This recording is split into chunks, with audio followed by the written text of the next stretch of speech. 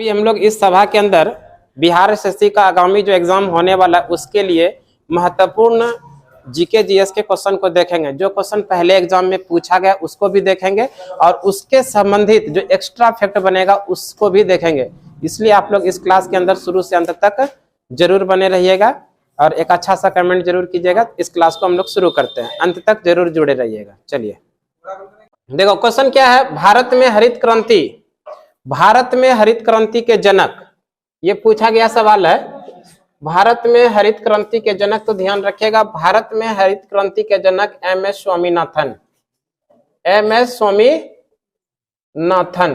स्वामीनाथन ये भारत में हरित क्रांति के जनक कहे जाते हैं। भारत में हरित क्रांति के जनक किसे कहा जाता है? एमएस स्वामीनाथन। अगर विश्व स्तर की बात करें, विश्व स्तर पर हरित क्रांति के जनक जो है वो नॉर्मन बोरलॉग है। कौन है? Norman Borlaug. और ये नॉर्मन बोरलॉग कहाँ के वैज्ञानिक थे? तो ध्यान रखिएगा यूएसए के।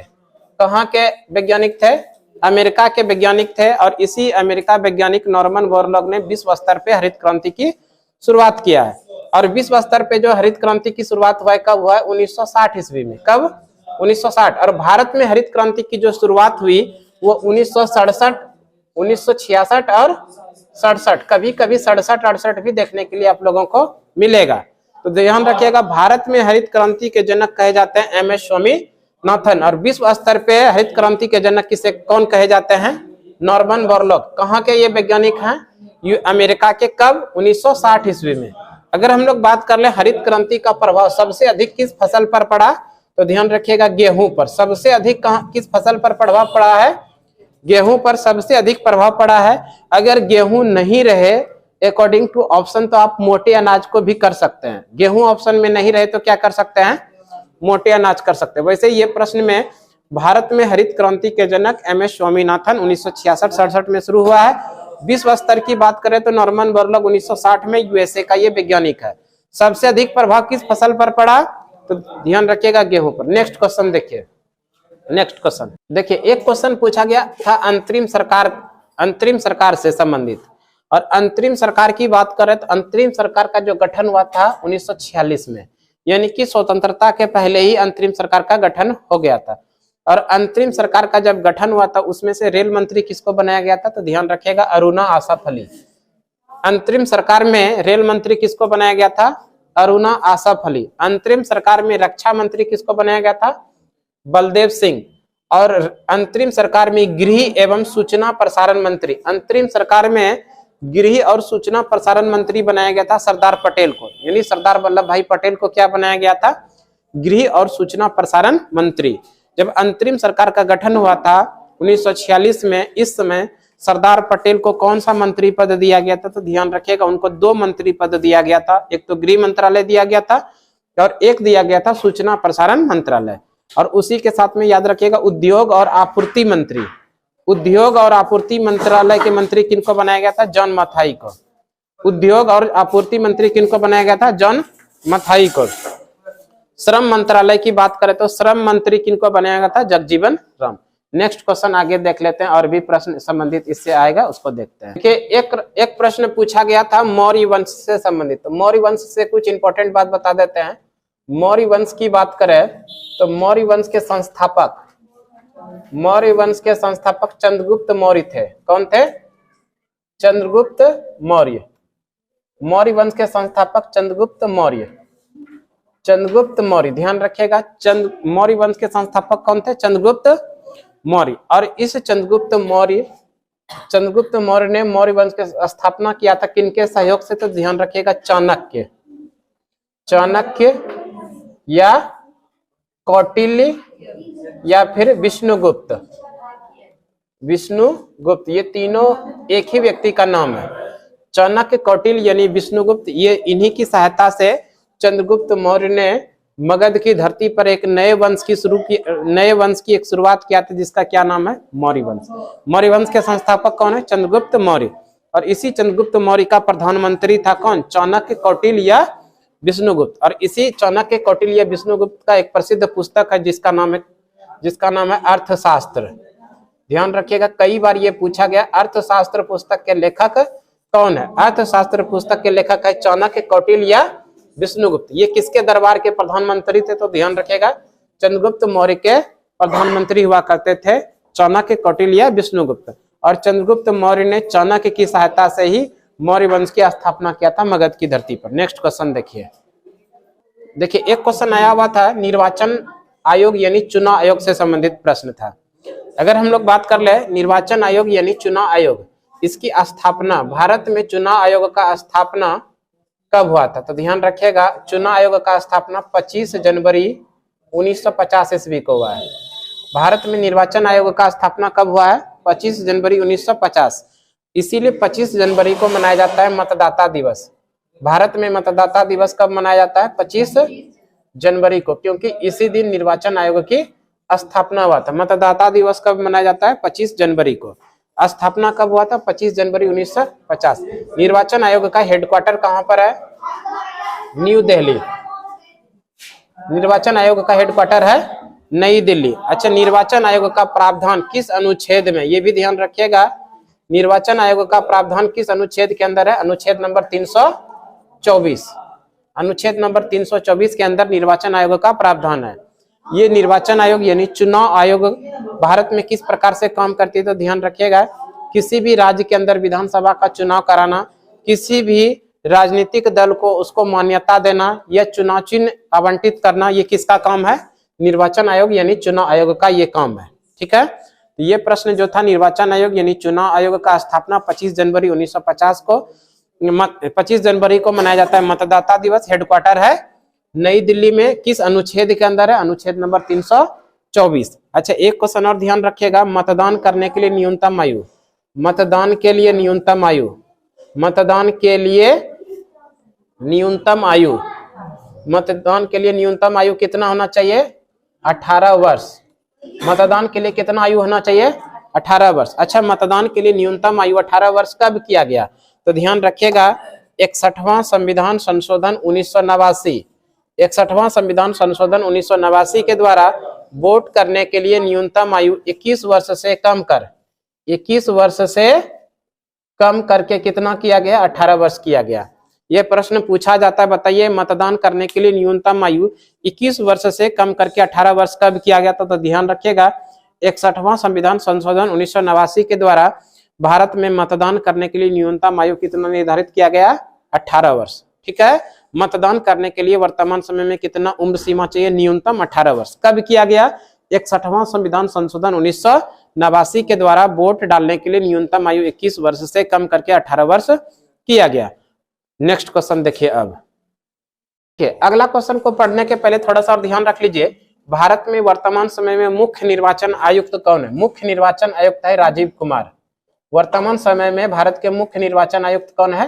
राजीव कुमार। इसको भी ध्यान रखिएगा, वर्तमान समय में भारत के मुख्य चुनाव आयुक्त कौन है? राजीव कुमार। और भारत के जो मुख्य चुनाव आयुक्त होते हैं उनका कार्यकाल होता है 6 वर्षों का। कितने वर्षों का होता है? 6 वर्ष या फिर 65 वर्ष। इस दोनों में जो पहले आ जाए उसी के अकॉर्डिंग वो रिटायर होंगे। ठीक है, भारत के मुख्य चुनाव आयुक्त का कार्यकाल होता है 6 वर्ष का या फिर 65 वर्ष, जो पहले आ जाए उसी के अकॉर्डिंग।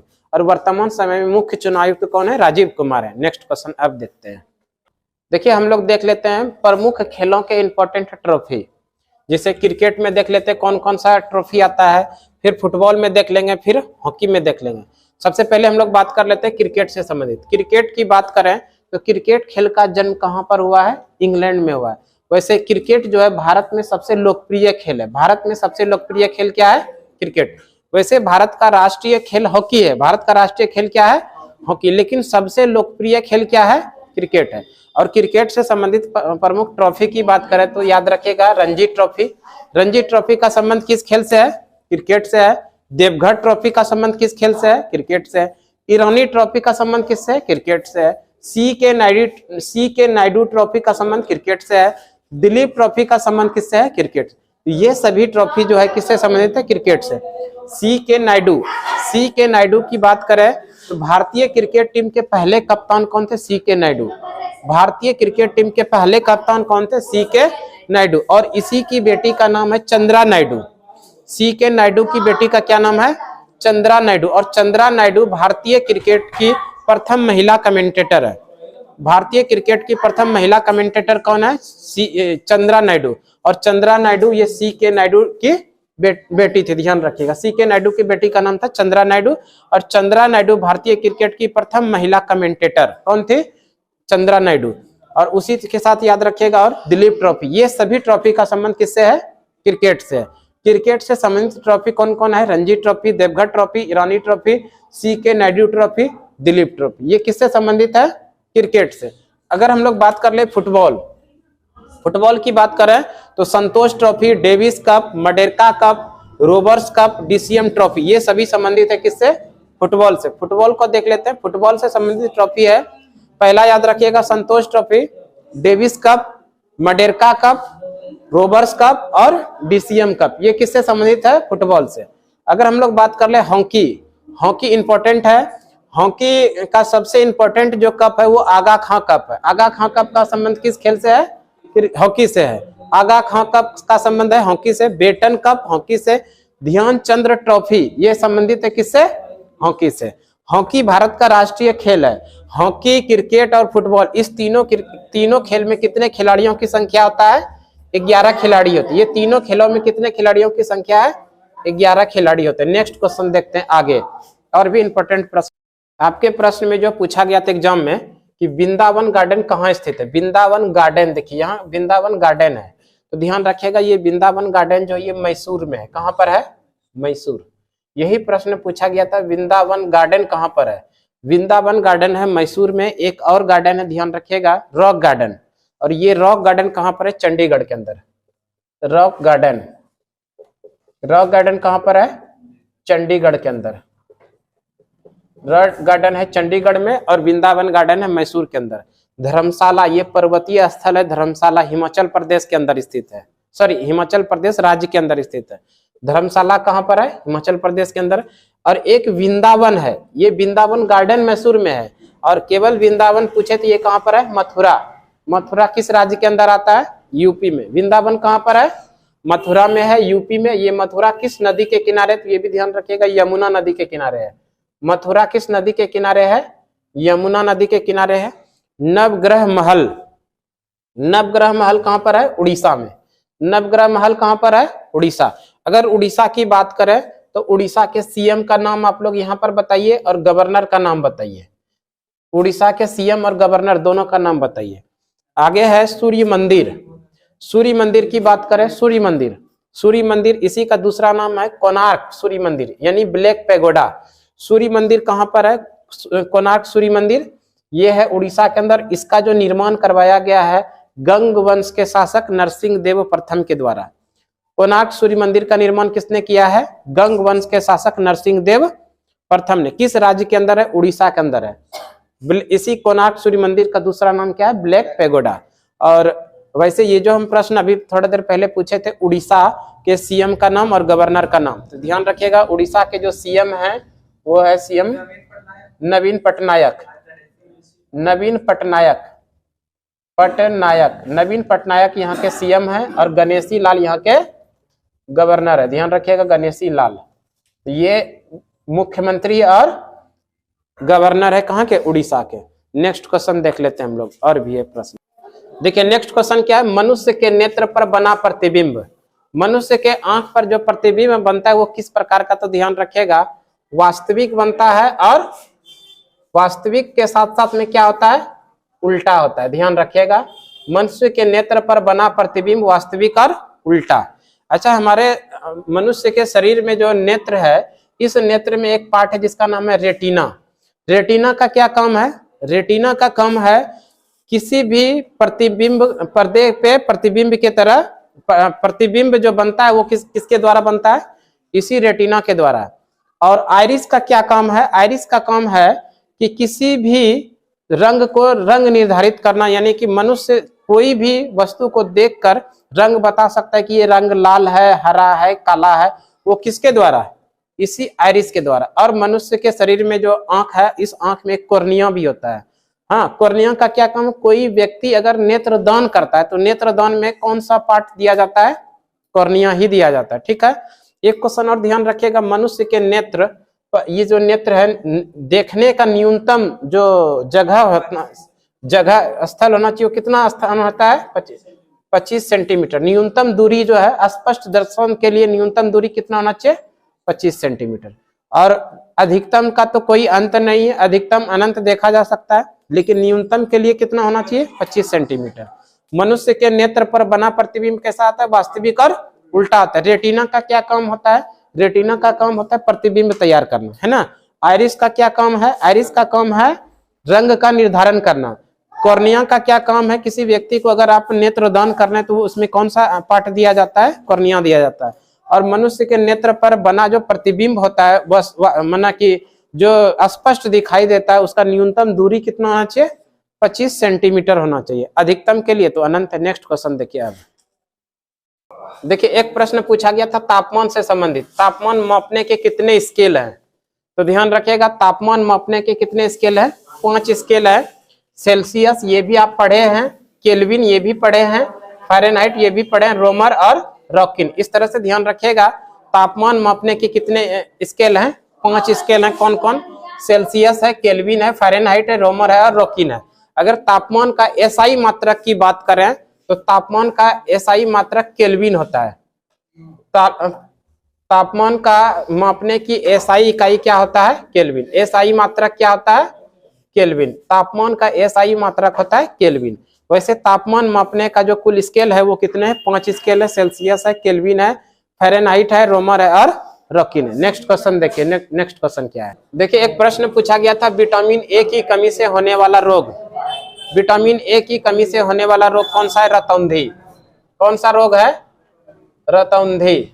और इसी के साथ एक और याद रखिएगा night blindness, night blindness.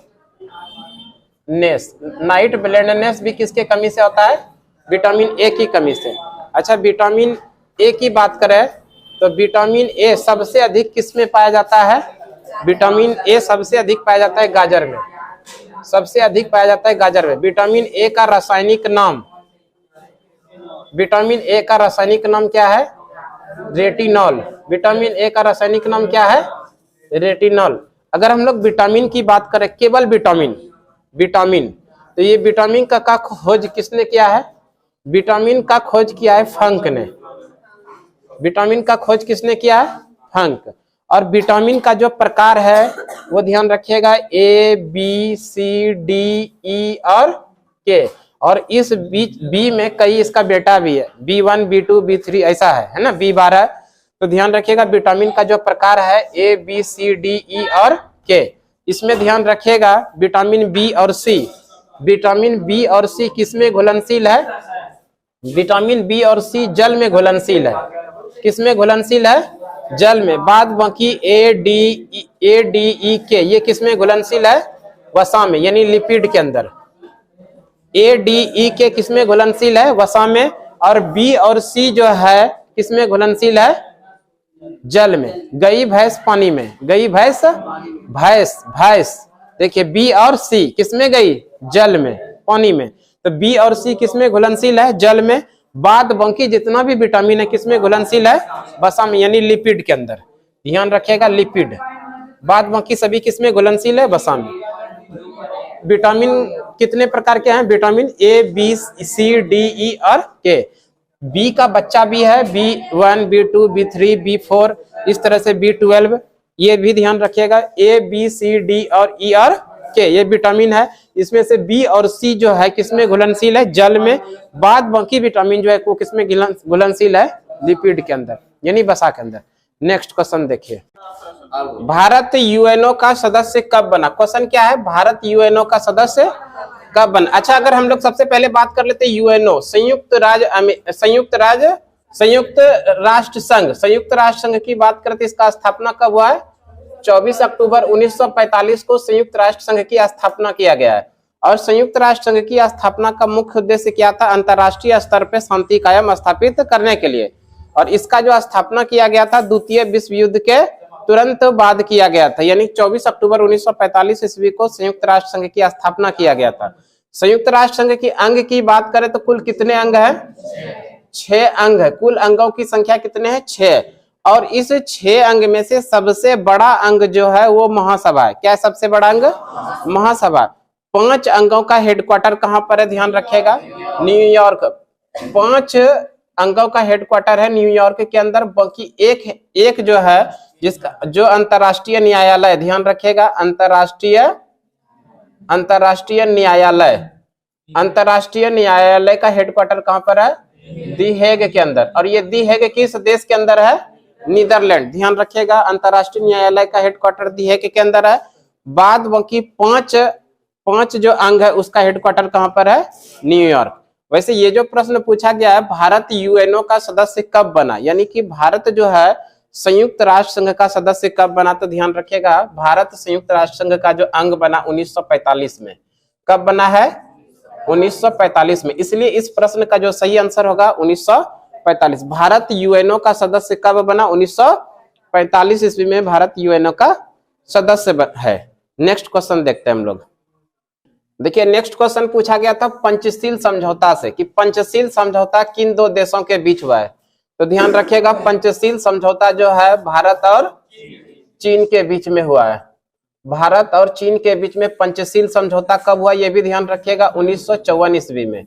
Panchsheel समझौता किसके किसके बीच हुआ, भारत और चीन के बीच में कब हुआ है, 1954। और इसमें मुख्य रूप से 5 बातों पर चर्चा किया गया था। और इस पंचशील का उल्लंघन जो किया था चीन ने, ये भी ध्यान रखिएगा, उल्लंघन कब किया था, 1962 ईस्वी में। ये भी प्रश्न पूछा जाता है कि बताइए चीन ने पंचशील का उल्लंघन कब किया, 1962। और इसी 1962 में पहली बार देश के अंदर आपातकाल भी लगाया गया था। 1962 में जब चीन ने भारत पर आक्रमण किया था, उसी समय पहली बार देश के अंदर आपातकाल, राष्ट्रीय आपातकाल लगाया गया था। तो ध्यान रखिएगा, पंचशील समझौता भारत और चीन के बीच में हुआ, कब हुआ, 1954 ईस्वी में हुआ। और इस पंचशील का उल्लंघन कब किया, 1962 में चीन ने किया था। नेक्स्ट क्वेश्चन देखिए, प्रश्न पूछा गया था आसियान से संबंधित कि आसियान क्या है। तो ध्यान रखिएगा, आसियान जो है दक्षिण पूर्वी एशियाई राष्ट्रों का संगठन है। दक्षिण पूर्वी एशियाई राष्ट्रों का संगठन है आसियान। इस आसियान की स्थापना जो है 1967 ईस्वी में हुआ। आसियान का स्थापना कब हुआ, 1967 ईस्वी में हुआ। और आसियान की स्थापना हुई थी बैंकॉक में, और ये बैंकॉक थाईलैंड की राजधानी है। स्थापना कहां पर हुआ था, बैंकॉक में हुआ था 1967 ईस्वी में। और आसियान के देश सदस्य कितने, तो 10 देश सदस्य हैं, जिसमें भारत इसका सदस्य नहीं। कई बार यह भी पूछा गया कि बताइए इनमें से कौन सा देश आसियान का सदस्य नहीं है, उसमें ऑप्शन डाला था भारत। तो ध्यान रखिएगा, भारत आसियान का सदस्य नहीं है। कितने देश सदस्य हैं, 10 देश सदस्य हैं। लेकिन इसकी हेडक्वार्टर की बात करें, आसियान का हेडक्वार्टर कहां पर था, जाकर्ता। और ये जाकर्ता जो है इंडोनेशिया की राजधानी है, ये भी ध्यान रखिएगा, इंडोनेशिया की राजधानी, इंडोनेशिया की राजधानी कहां है, जाकर्ता। और इसी जाकर्ता के अंदर इस आसियान का हेडक्वार्टर है। आसियान का हेडक्वार्टर जाकर्ता में, और जाकर्ता इंडोनेशिया की राजधानी है। लेकिन स्थापना कहां पर हुआ था, तो ध्यान रखिएगा बैंकॉक में। और ये बैंकॉक थाईलैंड की राजधानी। नेक्स्ट क्वेश्चन देखिए, देखो नेक्स्ट क्वेश्चन जो पूछा गया है, गलवान घाटी कहां स्थित है। अगर गलवान घाटी की बात करती है, गलवान घाटी स्थित है लद्दाख के अंदर। कहां पर है, लद्दाख। और ये वर्तमान समय में ये जो लद्दाख है ये केंद्र शासित प्रदेश है। वर्तमान समय में लद्दाख क्या है, केंद्र शासित प्रदेश। जरा सा हम लोग फ्लैशबैक में चलते हैं तो याद रखिएगा 31 अक्टूबर 2019, क्या 31 अक्टूबर 2019। इस 31 अक्टूबर 2019 को जम्मू कश्मीर को 2 भाग में डिवाइड किया। जम्मू कश्मीर जो पहले एक विशेष राज्य का दर्जा दिया गया था, जम्मू कश्मीर का अलग अपना संविधान था। जम्मू कश्मीर में विशेष राज्य का दर्जा दिया गया था अनुच्छेद नंबर 370 के अंदर।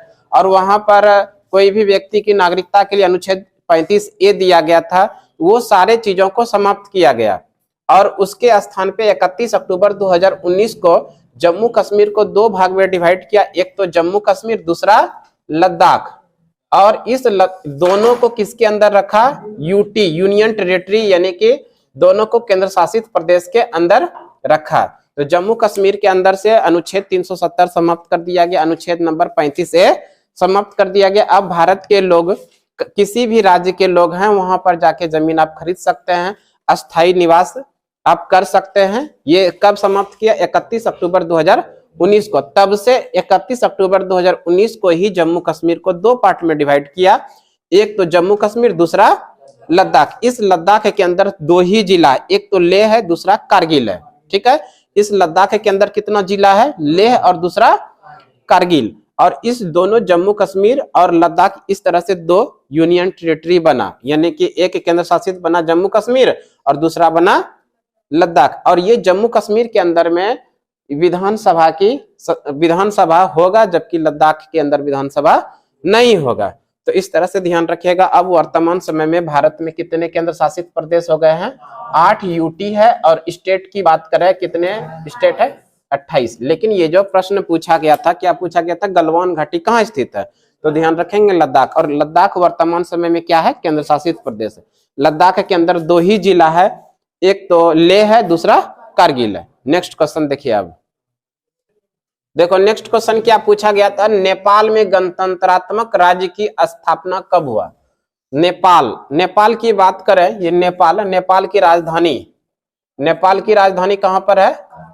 काठमांडू। और एक इसी के साथ एक क्वेश्चन और ध्यान रखिएगा। भारत का एक ऐसा पड़ोसी देश है जहां पर जाने के लिए कोई वीजा की जरूरत नहीं है। भारत का एकमात्र ऐसा पड़ोसी देश जहां पर जाने के लिए कोई वीजा की जरूरत नहीं पड़ता। बिना वीजा के भी आप इस देश के अंदर जाके घूम के आ सकते हैं, नेपाल। और नेपाल की राजधानी कहां पर है? काठमांडू। प्रश्न जो पूछा गया था, नेपाल में गणतंत्रात्मक राज्य की स्थापना कब हुई? 2008 ईस्वी में नेपाल के अंदर गणतंत्रात्मक राज्य की स्थापना हुई। और वैसे अगर प्रश्न में पूछा जाए नेपाल में गणतंत्रात्मक राज्य की स्थापना की जो मांग को स्वीकारा गया था 1990 ईस्वी में। ध्यान रखिएगा, ये गणतंत्रात्मक राज्य की मांग को स्वीकारा कब गया था? 1990। तब से लेके संघर्ष करते हुए अंतिम रूप से ये कब लागू हुआ? 2008 ईस्वी में। नेपाल की राजधानी कहां पर है? काठमांडू। नेपाल की करेंसी, इसको भी याद रखिएगा, यहाँ का करेंसी क्या है, यानी यहाँ की मुद्रा क्या है? तो ध्यान रखिएगा, यहाँ की मुद्रा क्या है? रुपया ही है ना। नेक्स्ट क्वेश्चन देखिए। देखिए अगला क्वेश्चन जो पूछा गया है, दक्षेस का 8वां सदस्य देश कौन सा है? दक्षेस के बारे में। और अगर दक्षेस की बात करें, इसी दक्षेस का दूसरा नाम है सार्क भी। क्या नाम है? SAARC, South Asian Association for Regional Corporation. SAARC, इस सार्क की स्थापना कब हुआ है? 1985 ईस्वी में। सार्क का स्थापना कब हुआ है? 1985 ईस्वी में। सार्क का स्थापना 1985 ईस्वी में हुआ है। और सार्क की स्थापना कहां पर किया गया था? बांग्लादेश की राजधानी ढाका में। इसका जो स्थापना किया गया था बांग्लादेश की राजधानी ढाका में। लेकिन सार्क का हेडक्वार्टर जो है वो कहां पर है? काठमांडू में है। हेडक्वार्टर कहां पर है? काठमांडू में। अब हम लोग जान लेते हैं कि इस सार्क के कितने देश सदस्य हैं। सार्क के कितने देश सदस्य हैं? तो ध्यान रखिएगा, 8 देश सदस्य हैं। कितने देश सदस्य हैं? 8 देश सदस्य। ही 8 देश कौन कौन सा है? तो इसको जानिए। पीएनबी से बीमा कराओ, पीएनबी से बीमा कराओ, पीएनबी से बीमा कराओ। एक शॉर्ट ट्रिक है, इसको भी ध्यान रख लीजिएगा। सार्क के कौन कौन से देश सदस्य है, इसके लिए शॉर्ट ट्रिक है, पीएनबी से बीमा कराओ। देखिए, पी से हो जाएगा पाकिस्तान, एन से हो जाएगा नेपाल, बी से हो जाएगा भूटान, एस ई से हो जाएगा श्रीलंका, बी से हो जाएगा बांग्लादेश, आई से हो जाएगा इंडिया, एम से हो जाएगा म्यांमार, सॉरी मालदीव हो जाएगा। और ए से हो जाएगा अफगानिस्तान, AFG अफगानिस्तान। इसका सबसे नवीनतम देश जो सदस्य है वो कौन सा है? अफगानिस्तान। और ये पूछा गया दक्षेस का 8वां सदस्य देश कौन सा है? तो इस तरह से इसका आंसर क्या होगा? अफगानिस्तान। दक्षेस का स्थापना कब हुआ है? 1985 में हुआ। और स्थापना के समय इसका अधिवेशन जो हुआ था कहां पर हुआ था? बांग्लादेश की राजधानी ढाका में। और इसका हेडक्वार्टर कहां पर है? काठमांडू के अंदर। इसमें कितने देश सदस्य हैं? 8 देश सदस्य हैं। सबसे नवीनतम देश जो है वो कौन सा है? अफगानिस्तान है। कौन कौन सा देश सदस्य है? तो उसके लिए शॉर्ट ट्रिक क्या बताए? पीएनबी से बीमा कराओ। देखिए, P4 हो जाएगा पाकिस्तान, N4 हो जाएगा नेपाल, B4 हो जाएगा भूटान, SE4 हो जाएगा श्रीलंका, B से हो जाएगा बांग्लादेश, I4 हो जाएगा इंडिया, M से हो जाएगा मालदीव और A से हो जाएगा अफगानिस्तान। ये पूरी कहानी किससे संबंधित था? दक्षेश से, दक्षेश यानी सार्क से। नेक्स्ट क्वेश्चन देखते हैं। अब क्या है क्वेश्चन है, खुले द्वार की नीति किस देश ने अपनाई थी? तो ध्यान रखिएगा, खुले द्वार की नीति जो अपनाई थी वो चीन ने। किस देश ने? चीन ने। कब अपनाया था? 1978 ईस्वी में। भी ध्यान रखिएगा, खुले द्वार की नीति 1978 ईस्वी में चीन के द्वारा अपनाया गया था। नेक्स्ट क्वेश्चन देखिए। देखिए नेक्स्ट क्वेश्चन क्या है, विश्व मानवाधिकार दिवस कब मनाया जाता है? तो ध्यान रखिएगा, विश्व मानवाधिकार दिवस जो मनाया जाता है प्रत्येक वर्ष 10 दिसंबर को। 10 दिसंबर को प्रत्येक वर्ष क्या मनाया जाता है? विश्व मानवाधिकार दिवस। अगर हम लोग बात करें 25 दिसंबर को क्या मनाया जाता है? 25 दिसंबर को भारत में सुशासन दिवस मनाया जाता है, सुशासन दिवस। और इस सुशासन दिवस अटल बिहारी वाजपेयी के जन्मदिन को किस रूप में मनाया जाता है? सुशासन दिवस। और ध्यान रखिएगा 25 दिसंबर के साथ 25 दिसंबर को क्या मनाया जाता है? सुशासन दिवस। 23 जनवरी को मनाया जाता है पराक्रम दिवस। 23 जनवरी को क्या मनाया जाता है? पराक्रम दिवस। पराक्रम दिवस सुभाष चंद्र बोस का जयंती, सुभाष चंद्र बोस का जयंती किस रूप में मनाया जाता है? पराक्रम दिवस के रूप में। कब मनाया जाता है? 23 जनवरी को। नेक्स्ट क्वेश्चन देखिए। ये क्वेश्चन है, विश्व का सबसे बड़ा मंदिर। तो ध्यान रखिएगा, विश्व का सबसे बड़ा मंदिर है अंकोर वाट का मंदिर। और ये अंकोर वाट का मंदिर है कहां पर? कंबोडिया में। विश्व का सबसे बड़ा मंदिर कहां पर है? कंबोडिया में है। कौन सा मंदिर है? अंकोर वाट का मंदिर। और इस अंकोर वाट का मंदिर का निर्माण किसने कराया? तो ध्यान रखिएगा, इसका जो निर्माण कराया है सूर्यवर्मन द्वितीय ने। सूर्यवर्मन सेकेंड ने। किसने करवाया? सूर्यवर्मन द्वितीय ने। और ये जो अंकोर वाट का मंदिर है ये किस भगवान से संबंधित है? तो ध्यान रखिएगा, विष्णु भगवान से संबंधित है। किस भगवान से संबंधित है? भगवान विष्णु से संबंधित है। विश्व का सबसे बड़ा मंदिर अंकोर वाट का मंदिर कहां पर है? किस देश के अंदर? कंबोडिया में है।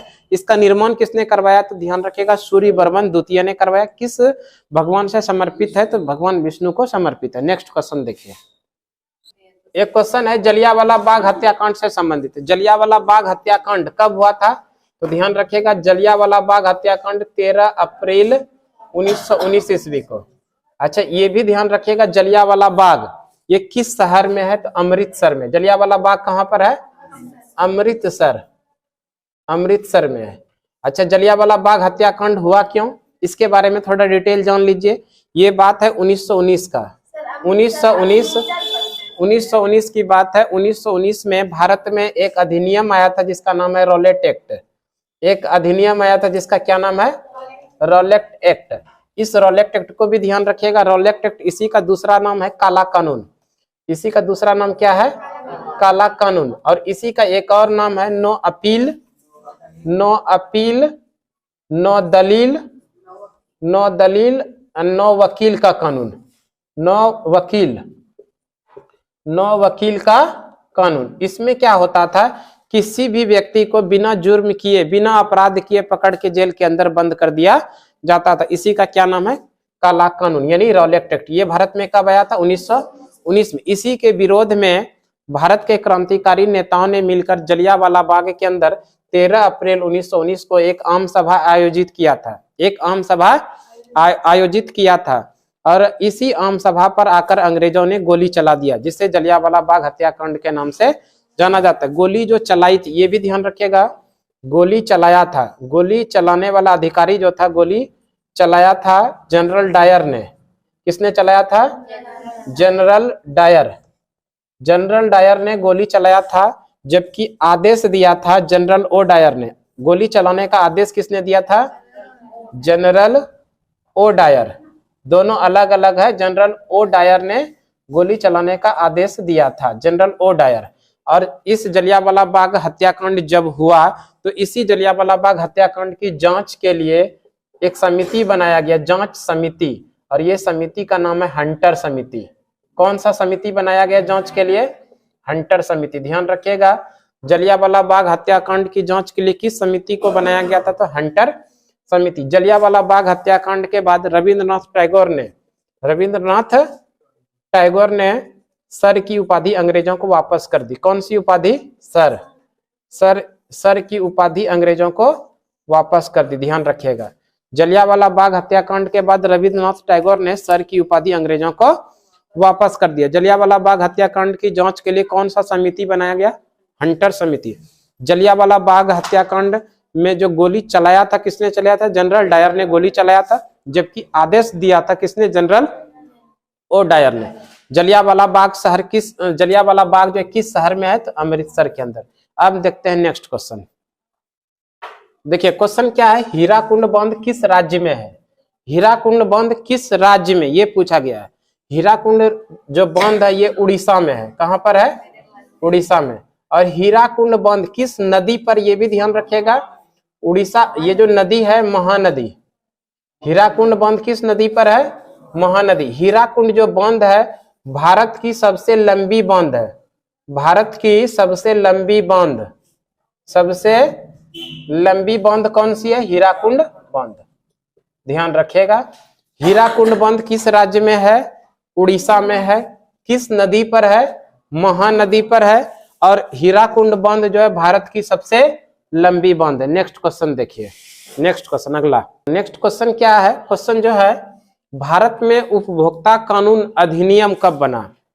भारत में उपभोक्ता कानून अधिनियम कब बना? तो ध्यान रखिएगा 1986 ईस्वी में। भारत में उपभोक्ता कानून अधिनियम कब बना? 1986 में। एक क्वेश्चन और ध्यान रखिएगा, उपभोक्ता अधिकार दिवस कब मनाया जाता है? उपभोक्ता अधिकार दिवस, उपभोक्ता अधिकार दिवस ये मनाया जाता है 15 मार्च को। उपभोक्ता अधिकार दिवस कब मनाया जाता है?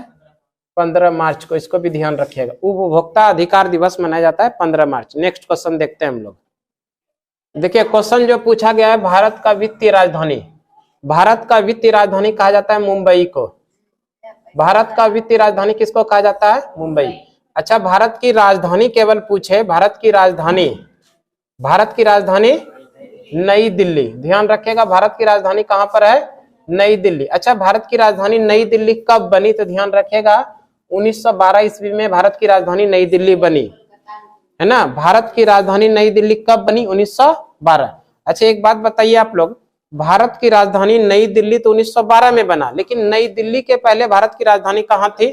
तो ध्यान रखिएगा कोलकाता। कहां पर था? कोलकाता के अंदर भारत की राजधानी पहले थी। कब? 1912 के पहले। भारत की राजधानी वर्तमान समय में कहां पर है? नई दिल्ली में। नई दिल्ली में भारत की राजधानी कब बनी? 1912। 1912 के पहले भारत की राजधानी कहां हुआ करती थी? कोलकाता। वैसे प्रश्न में जो पूछा गया, भारत का वित्तीय राजधानी, भारत का वित्तीय राजधानी मुंबई और भारत की राजधानी नई दिल्ली। नई दिल्ली के पहले भारत की राजधानी कहां था? कोलकाता।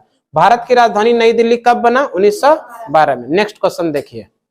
देखिए क्वेश्चन है, ब्रेडन वुड सम्मेलन कब हुआ था? तो ध्यान रखिएगा, ब्रेडन वुड सम्मेलन जो हुआ था 1944 ईस्वी में। कब हुआ था ब्रेडन वुड सम्मेलन?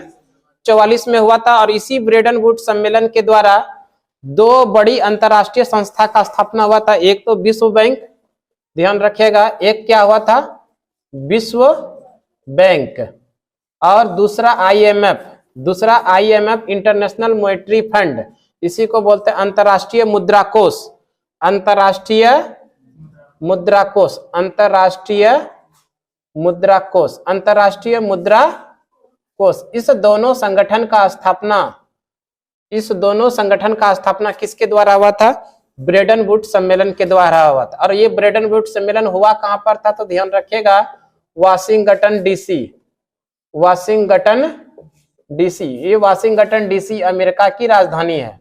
वाशिंगटन डीसी अमेरिका की राजधानी है। यहीं पर ब्रेडन वुड सम्मेलन कब हुआ था? 1944 में। और इसी ब्रेडन वुड सम्मेलन के द्वारा दो बड़ी अंतरराष्ट्रीय संस्था की स्थापना हुआ था, एक विश्व बैंक और दूसरा आईएमएफ यानी अंतरराष्ट्रीय मुद्रा कोष का। नेक्स्ट क्वेश्चन देखते हैं, अगला क्वेश्चन देखिए। क्वेश्चन क्या है, वर्नाक्यूलर प्रेस एक्ट के द्वारा किस पत्रिका का भाषा रातों रात बदल दी गई थी? इंपॉर्टेंट क्वेश्चन है।